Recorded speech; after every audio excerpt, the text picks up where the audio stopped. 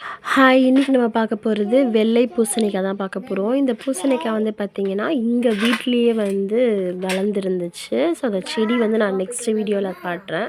First வந்து இந்த மாரி நல்லா வந்து சீவி எடுத்துக்கோங்க. இதுலயே வந்து இவ்ளோ தண்ணி வருது.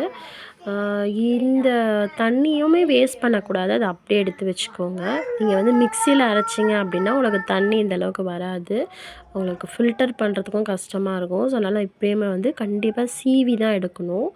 ஸோ, இத நல்லா சீவி எடுத்துட்டு, நல்லா புழிஞ்சிட்டிங்க அப்படின்னா, உங்களுக்கு வெறும் இந்த பூசணிக்காய் மட்டும் வரும். ஜூஸ் தனியா போயிடும்.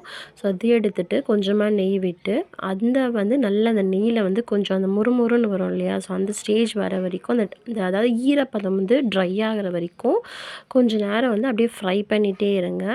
இது கொஞ்சம் ஃப்ரை ஆனதுக்கப்புறமா நம்ம எடுத்து வச்சிருக்க அந்த பூசணிக்காய் தண்ணியுமே ஆட் பண்ணிக்கலாம். இப்போ அந்த தண்ணியிலேயே வந்து அந்த பூசணிக்காய் வேக விடுங்க. நல்லா வந்து ஹை ஃப்ளேம்லேயே வச்சு வேக விடலாம் தாராளமா. ஏன்னா, அப்போ கொஞ்சம் குயிக்கா வந்து வேக ஆரம்பிச்சுரும்.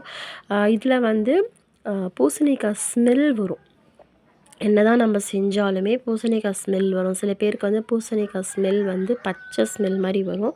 ஸோ, அது பிடிக்காதவங்க வந்து நம்ப ரோஸ் மில்க்கு லிக்விட் என்கிட்ட இருக்குது. ஸோ, நான் அத ஆட் பண்ணிக்கலாம். இதில் வந்து நம்ம பாதாம் லிக்விட் அது மாரி எது வேணாலும் ஆட் பண்ணிக்கலாம். அப்படி இல்லைன்னா வெறும் கலர் பவுடர் போடலாம். இல்லை அதுவே வேணுனா ப்ளெயினாவே கூட விட்டுடலாம். ஸோ, அந்த மாரி நம்மளோட ஆப்ஷன் தான் இது எல்லாமே.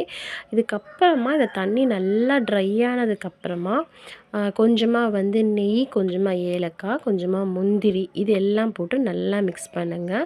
இதையும் நல்லா மிக்ஸ் பண்ணதுக்கப்புறமா சர்க்கரை ஆட் பண்ணிக்கலாம். சர்க்கரை வந்து நமக்கு தேவையான அளவுக்கு சுகர் ஆட் பண்ணி, அந்த சுகர் நல்லா மெல்ட் ஆகணும். மெல்ட் ஆகி இந்த மாரி நல்ல ஸ்டேஜ் வரும்போது திருப்பி கொஞ்சமா நெய் விடுங்க. அந்த நெய் நல்லா வந்து பிரிஞ்சு வர வரைக்கும் லோ சிம்ல வச்சு நல்லா அத குக் பண்ணிட்டே இருந்தீங்க அப்படின்னா, சூப்பரான பூசணிக்காய் அல்வா ரெடி. ஒயிட் பூசணிக்காய் அல்வா ரெடி. நானுமே இத ஃபர்ஸ்ட் டைம் தான் ட்ரை பண்ணேன். ஸோ, ரொம்ப சூப்பரா இருக்கு. கண்டிப்பா ட்ரை பண்ணி பாருங்க. Thank you.